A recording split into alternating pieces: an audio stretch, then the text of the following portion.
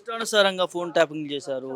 ఎంపీలే గావచ్చు, లేకపోతే ఉన్నతాధికారుల వాళ్ళందరికి కూడా ఫోన్ ట్యాపింగ్ చేసి అధికారాన్ని దుర్వినియోగం చేశారన్నట్టుగా మాట్లాడుతున్నారు. మీరు చెప్పండి, ఇప్పుడు మీరు మంత్రులది మీరు ఫోన్ ట్యాపింగ్ చేసుకోవట్లేదా? దానిలో భాగంగా మొన్నటికి మొన్న ఒక నల్గొండ మంత్రి గారు వాళ్ళకి ఒక ఐఏఎస్ గారికి మధ్యలో ఏమో జరిగింది, ప్రేమాయణం జరిగిందని లీక్ ఇచ్చింది ఎవరు? నిన్న ఈ బొగ్గుల దాని గురించి లీక్ ఇచ్చింది ఎవరు? మీరే అన్ని చేసుకుంటూ మీరు వచ్చి కొత్తగా మా పైన ఏదో బురద జల్లుతా అంటే లేదండి. ప్రజానికానం దానికి రెడీగా లేరు.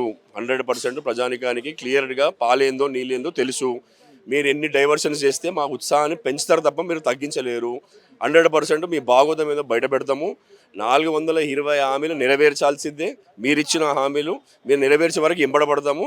మీరు ఎన్ని నోటీసులను ఇవ్వండి. మీరు అరెస్ట్లకు సిద్ధం ఉన్నామండి. ఇక్కడ అరెస్ట్ చేస్తా అంటే సిద్ధం ఉన్నారు మా వర్కింగ్ ప్రెసిడెంట్ గారు. ఎన్నిసార్లు చెప్పినారు?